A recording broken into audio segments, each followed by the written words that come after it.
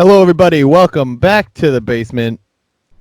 Jumping right into it today. Episode 5, I think now, something like that. 5, baby. All right, so NFL draft just happened. Um, to be fair to them, with everything they had to deal with, this social distancing bullcrap, it was probably the best they could have done. I only saw like one real bad camera flip where they flipped back to Goodell and he was still talking to his guys, getting ready to set up for the shot. I only saw one of those, which I thought it was going to be more dealing with all the separate feeds and doing all that. The Titans GM, I think it was Vrabel. Mike Vrabel. Apparently, his kid was taking a shit. Yo, Mike Vrabel really does not give a shit. Like, good for him, and just being like, listen, it's just gonna happen. We're gonna have fun with this. Like, let's do this. Take shits, all right.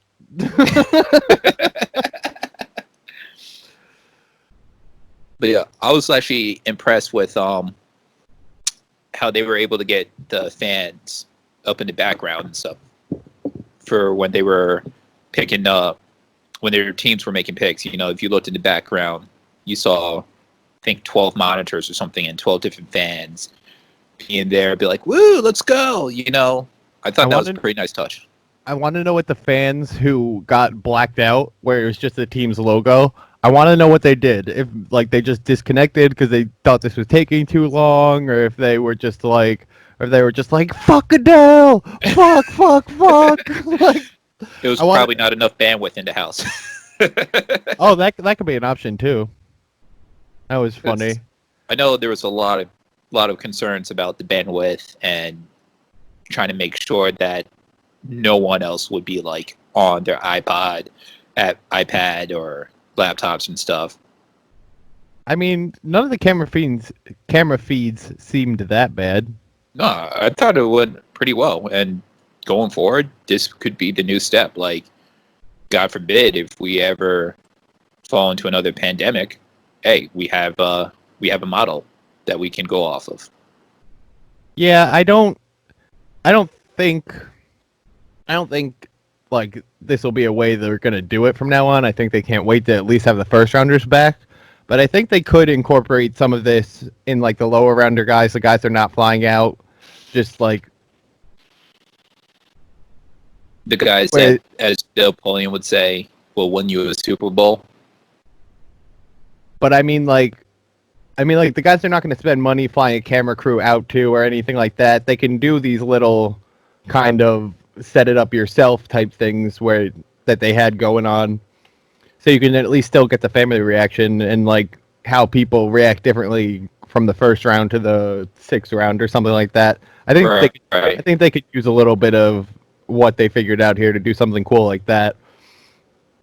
Other than that, though, it was a pretty standard draft. Not a super big amount of trading, especially in the early rounds. I feel like they were a little more tentative to not only just try to make these drafts happen in these weird circumstances, these trades happen, I mean, in these weird circumstances, but to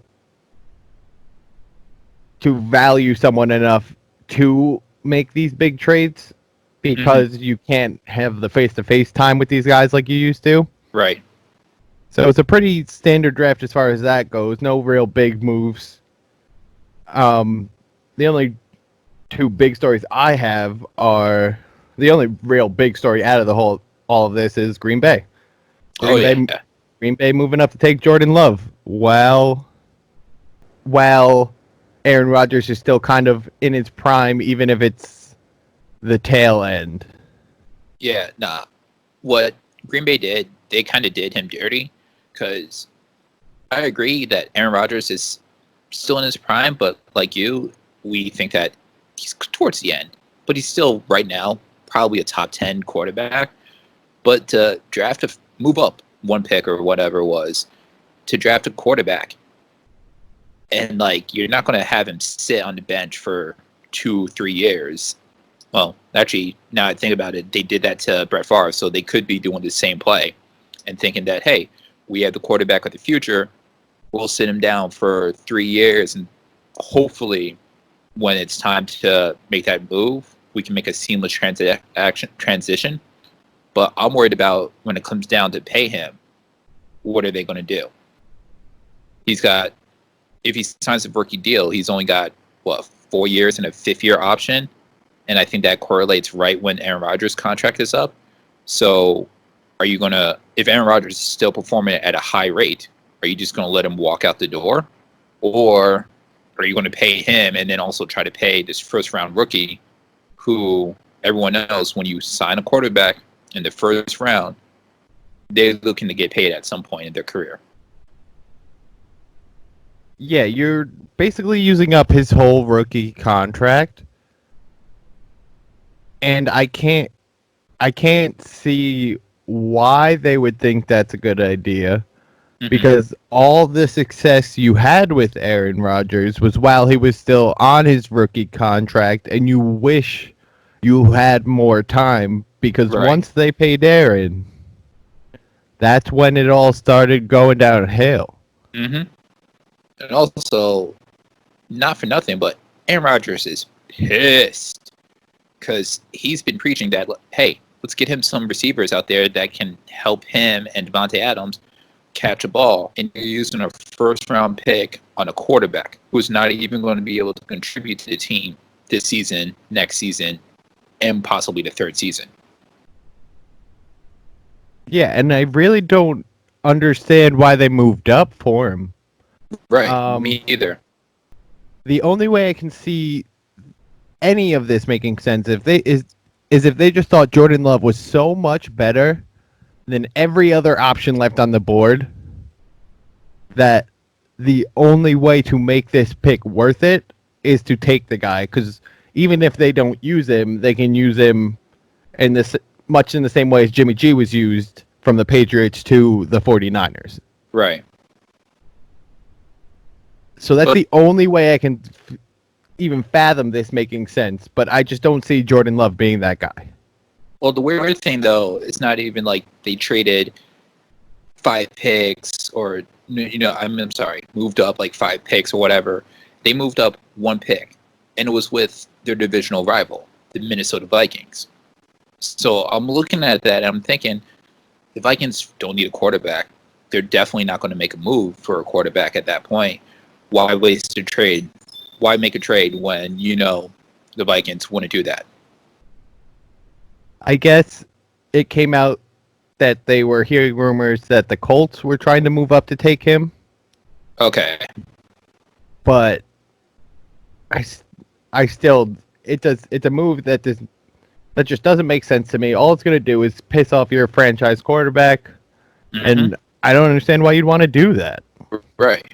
Now, if he plays if this is Aaron Rodgers 2.0 and he's just going to be angry and play at become the number 1 quarterback in the league, all right, then maybe it works out. But realistically, it's not going to go well for your franchise. And you're either going to have a disgruntled Aaron Rodgers, just looking at the coaches and be like, I'm sorry, guys, but fuck this. We're doing it my way. Or be like, you know what? Ship me out, trade me, or release me, or I'll go for another franchise or something. I don't know. It feels like they're doing the same thing they did to Favre, except at least Aaron Rodgers was first-round talent. Yeah. I'm pretty sure he was the highest regarded quarterback in his class at the time. Deservingly, obviously, as we've seen. Next, just kind of breaking into a little more hometown stuff for us. Just breaking down the Jets and Giants picks, because I'm obviously a Jet fan. He's a Giant fan. Big Blues. So the Jets, I think they did a good job on this one. I think Joe Douglas made some smart picks. Mekhi Becton, such upside on that monster. 6'7", 368, light on his feet, very athletic for a guy his size. Mm-hmm. I think has more skills than people give him credit for. if even though he may still be a little raw. Denzel Mims at wide receiver. The fact that they were able to trade back so far at the 59th pick and still pick up this guy, I think that was a great pickup. The I'm going I'm going to mess this one up, but I liked Jabari Zuniga at 79th, an edge rusher. Um, Again, a guy I think who's gonna need a little time, but has plenty of upside to him. And just all around, I thought it was they addressed a lot of needs. They stockpiled different assets for this draft, next draft, and they also got quarterback Quincy Wilson from the Colts. For trading away the 211th pick, they definitely need some more depth at quarterback. So, at cornerback, so I thought that was a good move. And yeah, just all in all, I think the Jets, while it wasn't exciting, we didn't get any splash characters like a Jamal Adams or a Sam Darnold. I think it was a very solid. It's what they needed to do. Let's put it that way. Totally agree with that. And Mekhi Becton, and forgive me if I butcher that, it's going to be a while before I get it right. Like you said, 6'7", 364. Listen, you can't teach that. And, if you're lining up on the other side of him, you got to think as a defensive lineman or linebacker or whoever, how do I get around this guy? He's light on his feet. He's a big dude. He's a lot bigger than most of these linemen. Like, he's a good problem for the Jets in the sense that he's going to most likely stop a lot of defensive players rushing in and getting Sam Darnold. And in terms of the Giants, listen, I like what they did. Went offensive line because that was a big concern, and defense. Like, we attacked our two biggest sides. First round pick Andrew Thomas. I believe he was a consensus best offensive tackle going into the draft. Great spot to he's going to compete right away in day one, either at, I believe, right tackle or left tackle. I'm sorry, he's a natural left tackle, but he'll compete for right tackle, and they'll move him to left tackle once Nate Soldier retires or moves on. Xavier McKinley in the second round, great pickup right there. You get safety to help out Jabril Peppers, hopefully make it easier on that defense, covering the big receivers going downfield and whatnot. And yeah, like I said, I really like the fact that they focus on the offensive line, trying to protect Daniel Jones and Saquon Barkley. Let's hope we can move forward in the right direction, get a couple more wins this year, a couple more next year, maybe playoffs in like 3 years, 4 years now. Wild card on though. I mean, you can hope. Oh, that's all I got. I got hoop dreams, coach. Put me in. I'm ready. All right, but all in all, I think it was a solid draft for the New York teams. No one cares about Buffalo, so I don't even know what they picked, to be honest. I'm sorry, Buffalo's New York and not Canada? Exactly.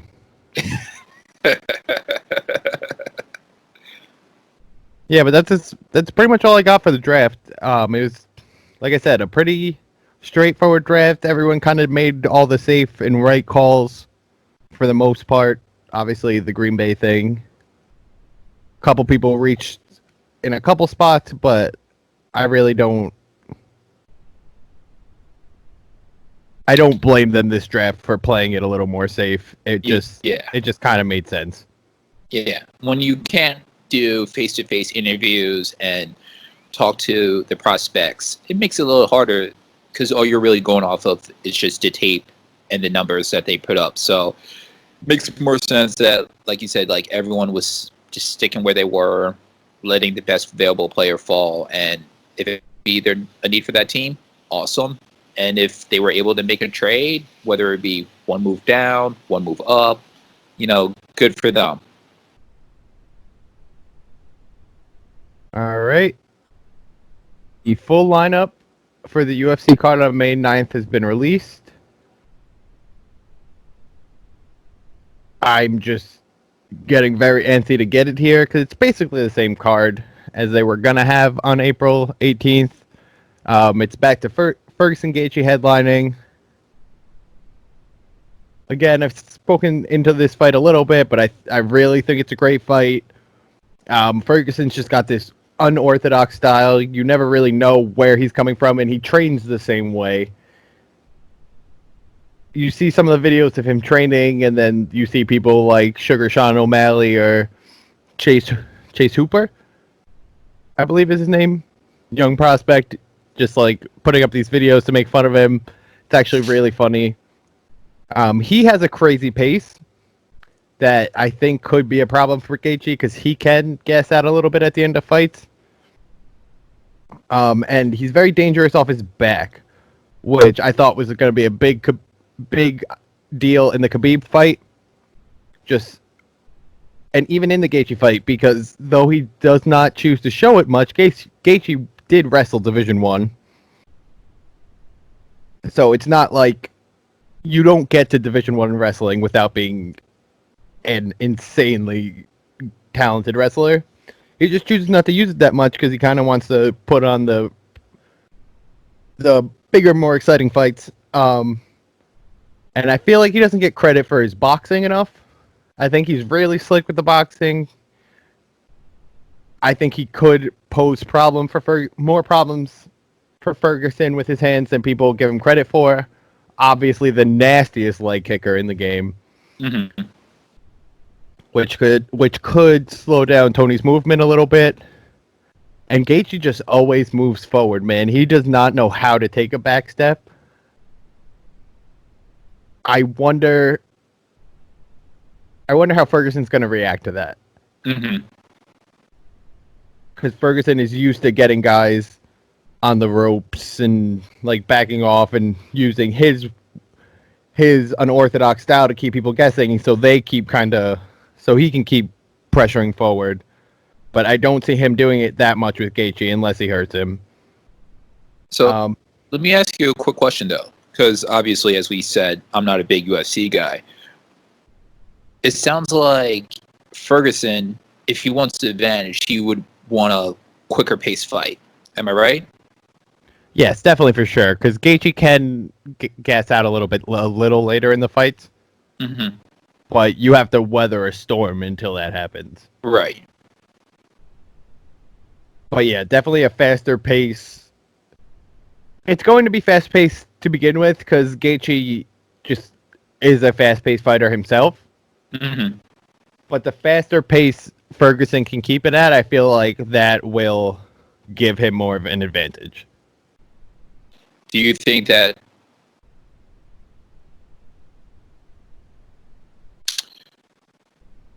how do I say this? Do you think that this will end up, let's just say, it's going at a really fast pace and Gaethje is like on the ropes, as you say. Do you think that like he'll eventually like start taking steps back and like change his style to try to counter that, or do you think he's still going full steam ahead, head down? I'm going forward, and I'll keep taking the blows, but I'm going to land that knockout blow. Gaethje does not change his style for anyone. Gaethje won't change his style for Gaethje. Gaethje knows that he just walking through people and taking all these shots to the head that he takes is probably not the best for his health, but it's just his one speed. Right. And he's going to keep doing that. And I really don't see him changing up, even if Ferguson is just dismantling him. I really think, or if he's tired, he goes forward. That's it. That's what he does. He goes for broke. The next championship fight on the card is Henry Cejudo versus Dominic Cruz. A fight that a lot of people are not happy about. They don't really think Cruz deserves it because it is his first time fighting since December 30th, 2016. Damn. That was the night he lost his title to Cody Garbrandt, who then lost it to TJ Dillashaw, who then defended it again. Lost to Henry Cejudo at flyweight, and then Cejudo ended up winning the title when he popped for EPO and got his title stripped. So it's been the title has had a pretty long path since Cruz lost it, and he has not fought one since. So I kind of understand why people don't like it, but also at the same time, Dominic Cruz is one of the. He's a pioneer, especially for the lighter weight classes. He may be the best bantamweight of all time. He has wins over Demetrius Johnson and Joseph Benavidez and Uriah Faber and anyone you can think of. He's definitely, if not consensus, definitely very up there in the conversations for greatest bantamweight of all time. So I feel like the UFC has put on more egregious title fights. Right. But Cejudo, man, he could be a real problem for Cruz, and I know a lot of people are expecting him to, just because Cruz has been out of the ring for so long. But I'm more worried with Cruz. I'm more worried about his age and the injuries he's had. How old is Cruz? I forget his exact age, but he's in his upper 30s. I think he's like 36, 37. Okay. So he's a little bit up there. He's been off for quite some time. He's had a bunch of these long layoffs for injuries he's had. Mm-hmm. His knees are messed up. His feet are messed up. I think parts of his back are messed up. Like he's got problems. The only thing keeping him from being the greatest bantamweight of all time is he was always hurt. Okay. So is it safe to say that Cruz is kind of towards the end of his career? That's what we're going to find out. I feel like on May 9th. I'm more worried about his age and injuries than I am ring rust per se. Mm-hmm. Because I think he showed in the Mizugaki fight, I think he showed in the Dillashaw fight that having time off doesn't necessarily have to be such a detriment if you're getting some like live sparring in and you're trying to recreate a little things and like move at speed. Ring rust, I feel like for some people ring rust is a problem, but for Dominic Cruz not so much. Okay. And Cejudo also, though, even prime Dominic Cruz, I think Cejudo would be a problem because I think he's a little bit undervalued because of his cringe aspect. He posts all these stupid Instagram videos and everyone's captain him the king of cringe, and like he's trying to hit on the Bello twins and do all this stuff, and all the stuff he does is real cringy. He came out for a fight with like a magic cape and pulled out a snake when he was fighting TJ Dillashaw because that's like his thing. Everyone calls him a snake. Okay. Wait, is Cejudo the one that shot his shot on Yes. ESPN? Okay. Yes. But I think he's very undervalued at that. Obviously, he's if you didn't know, Henry Cejudo has an Olympic gold medal. Because I guarantee you, he's never told you that he has an Olympic gold medal. I did not know that. Well, then you've definitely never seen him talk. Because, trust me, he'll let you know. But he's not Kurt Angle, the two-time Olympic gold medalist. Right, so he can obviously wrestle, and I think in the time between the first Demetrius Johnson fight that he lost and the second one that he won, his striking went up a level that I can't even comprehend. Mm-hmm. It's two different people.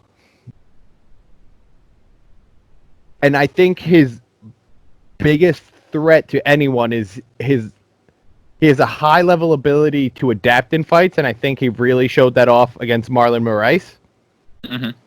After getting bullied the first round, just beat up, decided to make it a little bit more of a dogfight, make it a little more dirty, because Marlon had such the reach on him, and then just proceeded to beat Marlon up for 2 rounds. Mm-hmm. I think his ability to adapt is the thing that makes him great. And I think as long as Cruz's movement isn't hampered as much, by the injuries and by him being a little older, I think this is going to be a really fun fight. I think it has potential at the very least. If you had to pick, who's winning this fight? I'd probably say Cejudo. Okay. Just because I really do think his abilities are very high. I mean, he beat Demetrius Johnson. Mm-hmm. That's saying something. No one had done that in 11 fights beforehand. Right. 12 if you count him winning the title too. So, and then his lead up to the title, he won 12 title fights before in a row before meeting up with Cejudo. So the rest of the card, just real quick, still got Ngannou Rosenstruik. I've talked that one to death. Someone's going to sleep. You got Jeremy Stevens versus Calvin Kattar. It's either Kattar or Qatar. I'm not 100% sure how you pronounce it. But I feel like this is Calvin's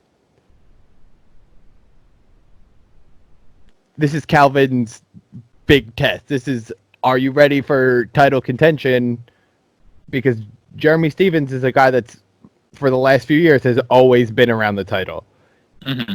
In some way, shape, or form, he's always close. He might not win every fight, and once he gets up there to the number one contenders type fights, he might not yet have really capitalized as well as he could have. But he's always seems to be in that talk. So if Qatar can get by Stevens, I think that's really big for him. Right. We got Jeff Hardy versus Jeff Hardy. Greg Hardy. I was about to say different Jeff Hardy. So Hardy versus DeCastro. Yeah, Hardy's a piece of shit. Hope he gets knocked out. Then headlining the prelims, which I think is crazy, we have Cowboy Cerrone versus Anthony Pettis. I almost said Sergio. That's his brother. I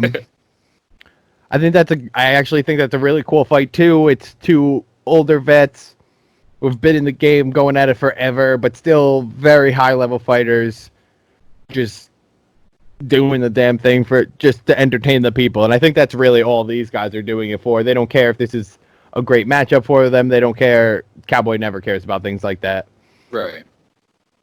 They're just, what's the funnest fight they could have done right now for the people? And I think that's honestly probably why they took that fight. You have Alexei Olenek going against Fabricio Verdum. Verdum coming back from his PED suspension. Interested to see. He's in his 40s now. He's like 42, 43, I believe. Oh, damn. But Olenek's not a spring chicken himself, if I remember correctly. So I'm interested to see where Verdum's at. Carla Esparza versus Michelle Waterson, I feel like is a sleeper on this card. Esparza has been getting better and better and better ever since she lost. She was the original strawweight champion. Lost to Joanna. And since then has really been, I feel like, just building her craft. Michelle Waterson, another one who's always just seems to be around the title in some way, shape, or form. I absolutely love Michelle Waterson. You can't not. Then you got Uriah Hall versus Jacare. Fun fight.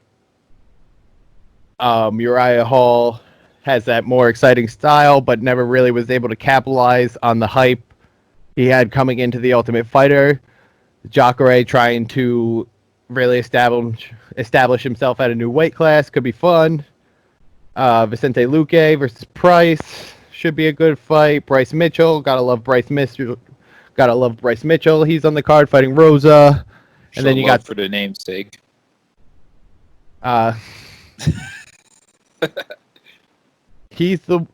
Mitchell's the one who had to pull out of a fight because I guess he was working on something on his farm that he lives on, and he accidentally drilled through his nutsack. Oh. Yeah. So that's how a lot of people know Bryce Mitchell. And then you have Span versus Albie. Gotta love Smiling Sam. But yeah, we've talked this card a little bit to death at this point, but it's gonna be a real fun fight card. I'm very excited to just have some sort of fighting coming in our way right now. And then they also announced that they have two more events planned for the Wednesday after on the 13th, and then the next Saturday on the 16th. The only fights I've really seen announced for that so far are all for the May 13th card, and that's Alex Smith versus Glover Teixeira.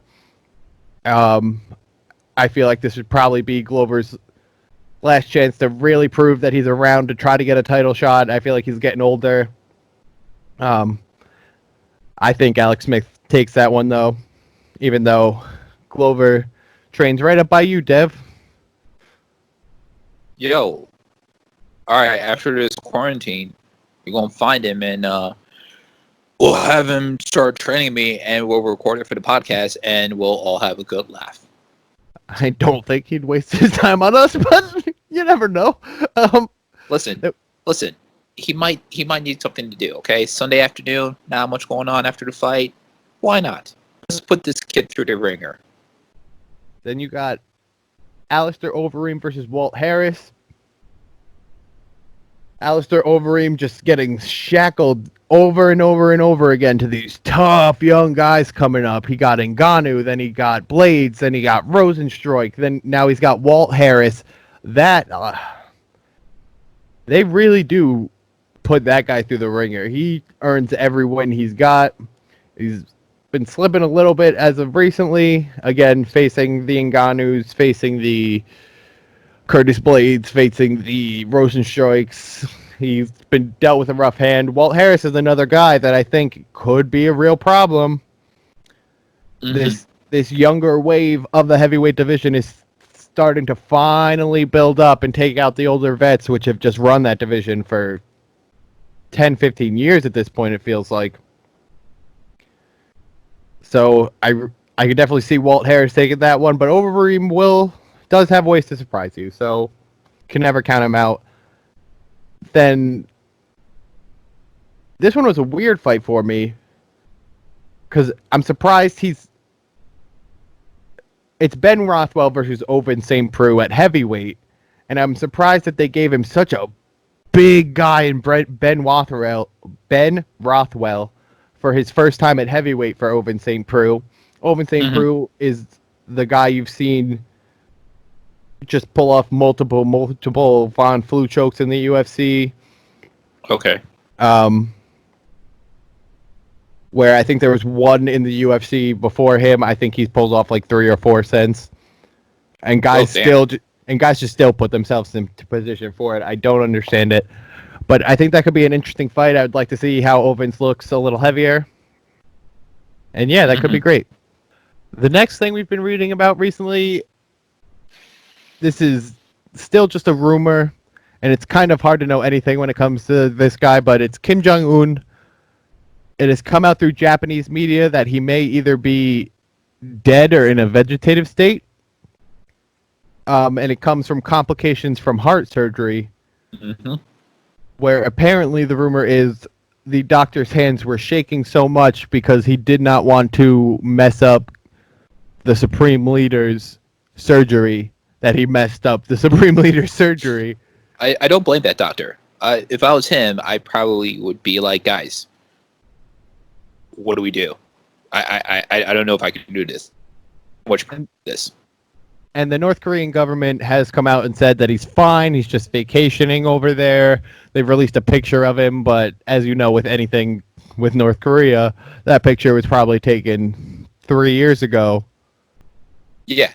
So, totally agree. You can't trust anything with North Korea. If I remember correctly, I read once that they believed that no man had been to the moon. And this was like in 2006 or something. About 40, 50 years after, people had been to the moon. But the man Kim Jong-un's only 38, I believe, suffering from congestive heart failure or something, which is why he needed the surgery. It's kind of scary that this guy is only 38, has this much power, and we don't know what's going on.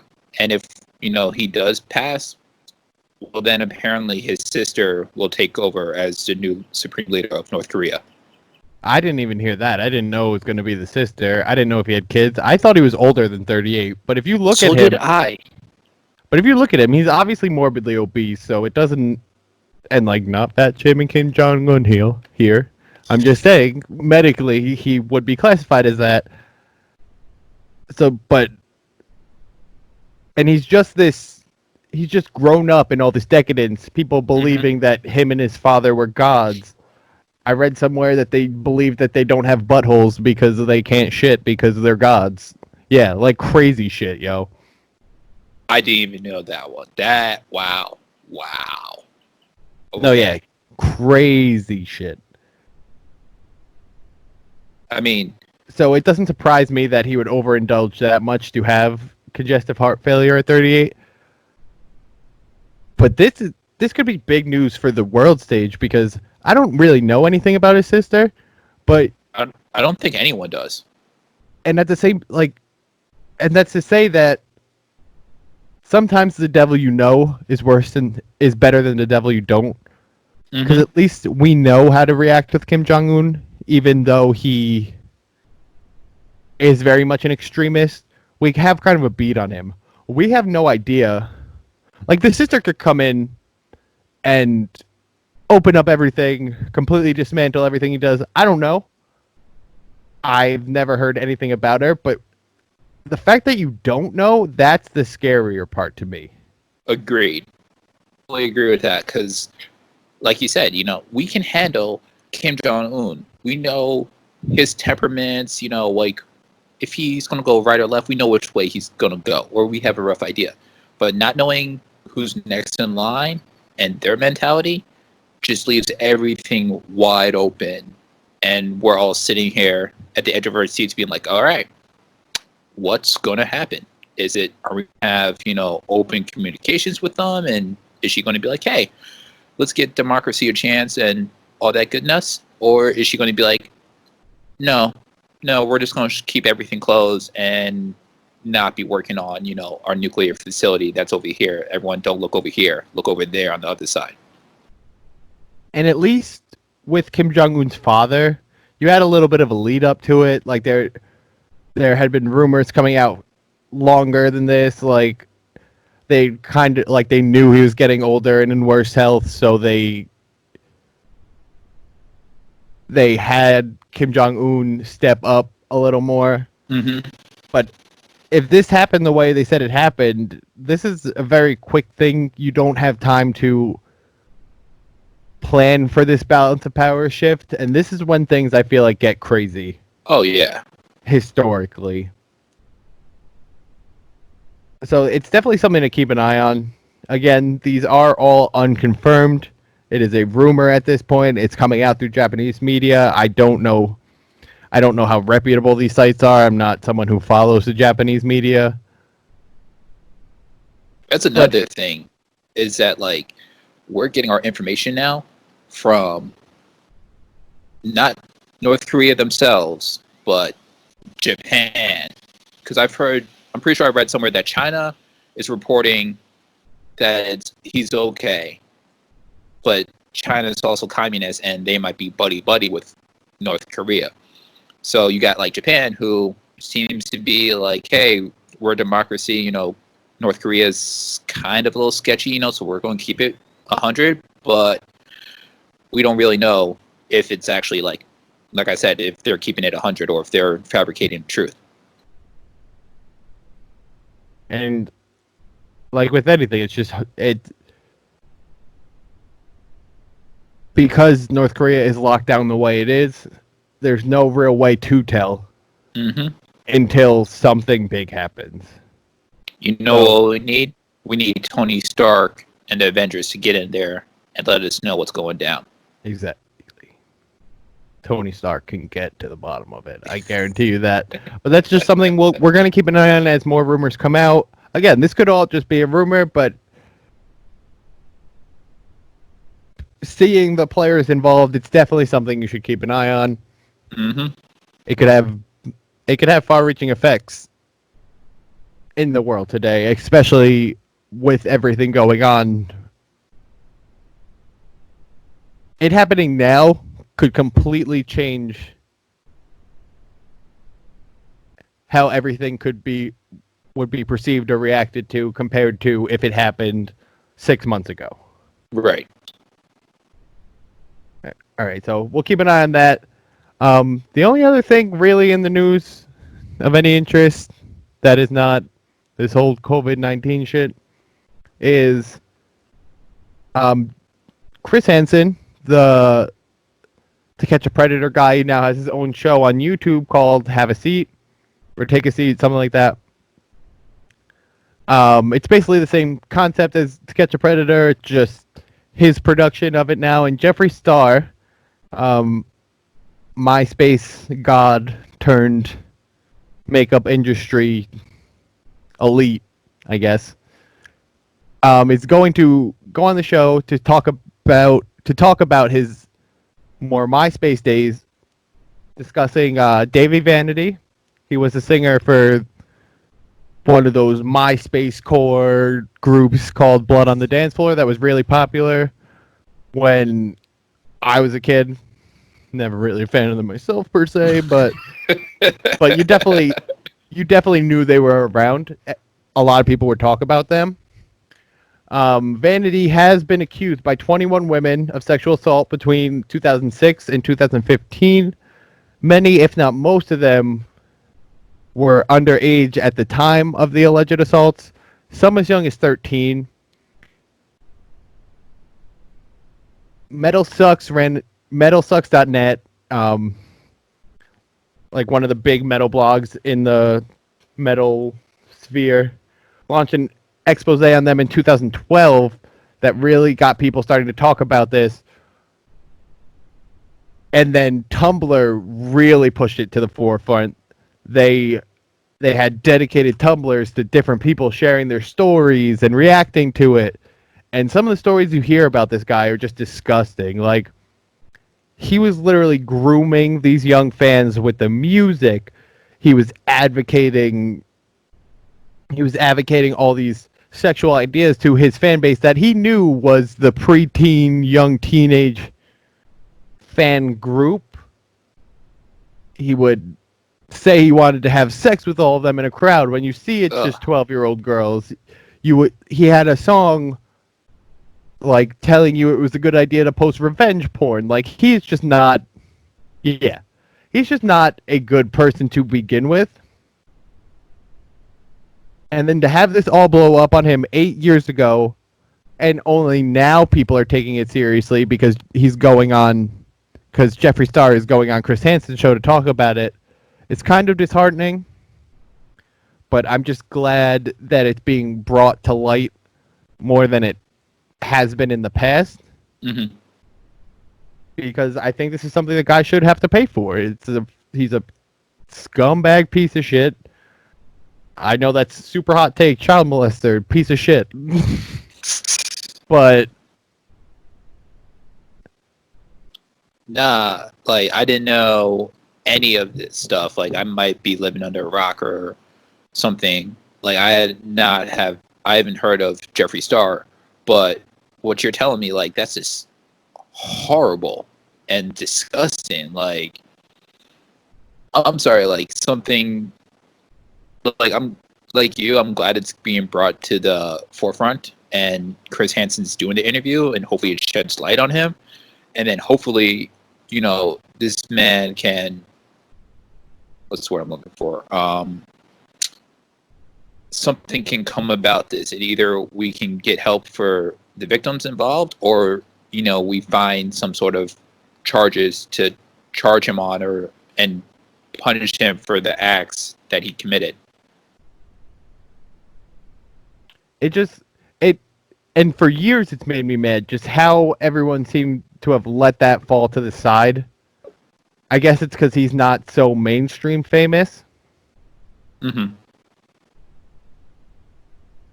But it shouldn't matter. Like, he is a predator, and we all know from watching Law & Order SVU that doesn't matter who you are, this is just wrong, and you should be punished.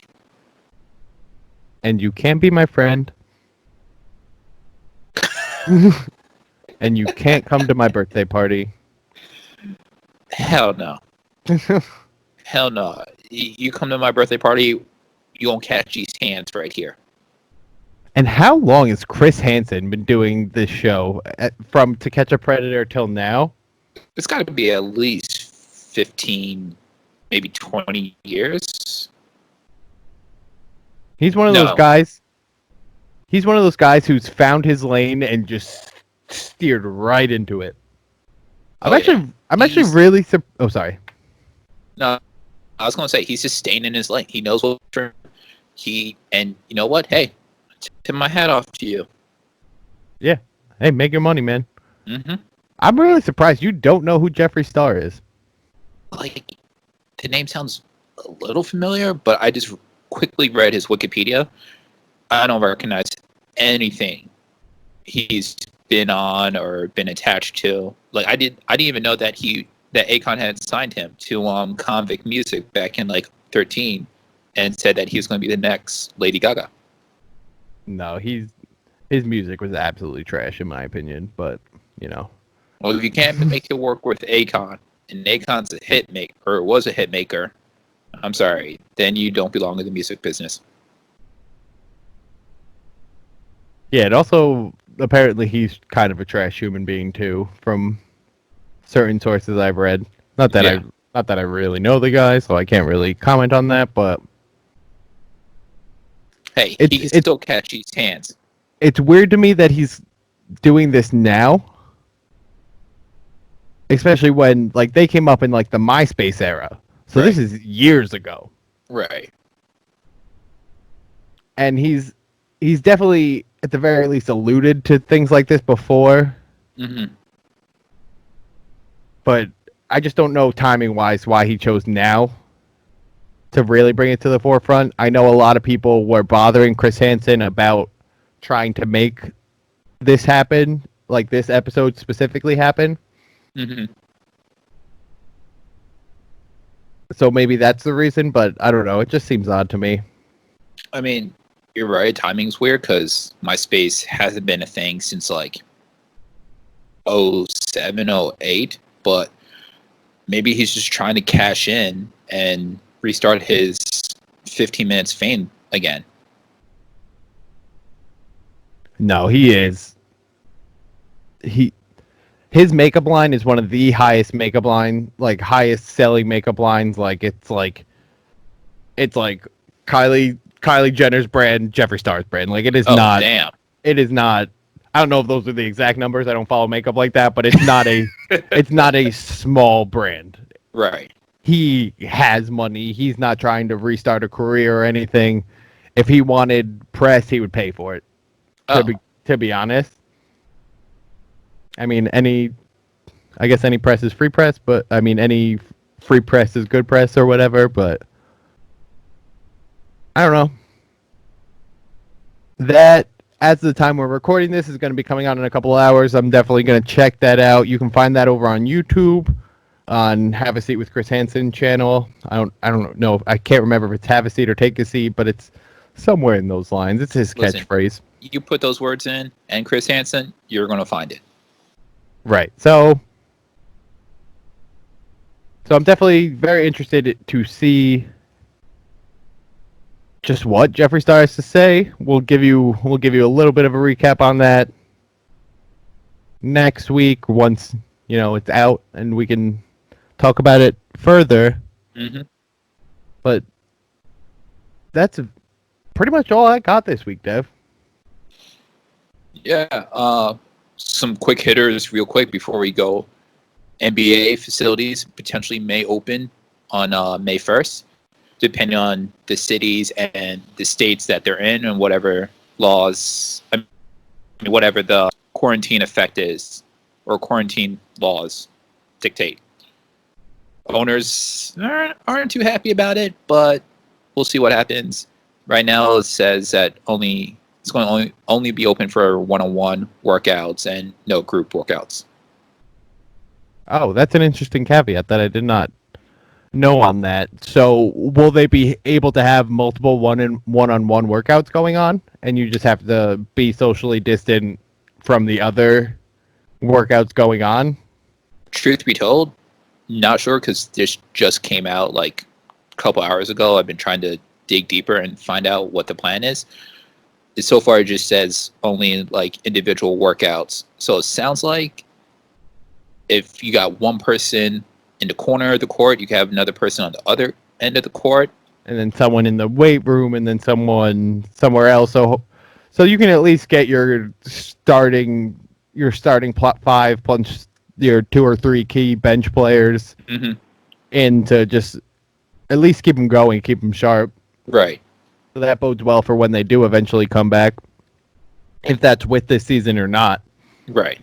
I mean, that's still being discussed as what they're going to do, if it's going to be like a 4-city plan where you're only playing in 4 cities that don't have a big population and the players stay there, or if they open it up and do it all in like Vegas or something. It'll be interesting to see how they handle it. Mm-hmm. But again, this is just all speculation, which is all we really can do. Yep. Any other quick hitters you got for us, Dev? Jameis Winston potentially signing with the New Orleans Saints, going to potentially take over that number 2 role voided by Teddy Bridgewater. Get to face his old team potentially twice a year. Where did Bridgewater move again? Carolina. Yes. And also sticking with the Saints, Taysom Hill signed a 2-year extension for about $21 million to stay with the Saints. That is interesting. Mm-hmm. It's because he's been saying he wants to know that he's Breeze's heir apparent. So it's interesting that he would get signed, especially when they're bringing in another quarterback, right? In Jameis Winston. So it's weird. It's weird to me that he would agree to that unless they got him to agree and then started trying to pull the Winston deal. Supposedly, what I've seen is that their plan is to have all 3 quarterbacks on the field at once. Kind of, maybe Breeze, not 3. I'm sorry, maybe like Taysom Hill and James Winston both on the field at the same time. So you put Hill as a receiver, and then you got your quarterback Winston, or vice versa, or some variation of that. That's interesting. We've seen that work pretty well with what the Ravens do. Mm-hmm. We've seen it work well with Taysom Hill and Drew Brees. So I'm interested to see, because all 3 of them bring very different skill sets. Yep. So I think there can be a lot of interesting combinations of working all 3. Mm-hmm. And I would like to see that worked in a little more, just having your main quarterback, but then having your backups work in and do some little things, having maybe a little more athletic guys who can make plays, and you don't have to worry about as much if they're running an RPO where they're supposed to run it, of them getting hurt and maybe not taking the slide because they want to get that extra yard to get the first down. Right. I feel like it can open up some interesting combinations. So that could be a really fun quarterback threesome. Oh, yeah. Drew Brees. Sean Payton is going to have a field day drawing out plays for that. It's going to be a party down there in the Who Dat Nation. It's always a party in Who Dat Nation. All right. Anything else for us, Dev? That's about it. All right, guys. So you heard the man. That's about it for today. It's only getting better. Production's only going up. Word only going up. And at some point, we might even leave the basement. Just saying. First, you need to get into the basement, Dev, and then we can talk about leaving the basement, all right? But anyway, with me live from the basement, I am Chris Gray. That is Devin Mitchell. We are the Basement Boys. See ya. Deuces.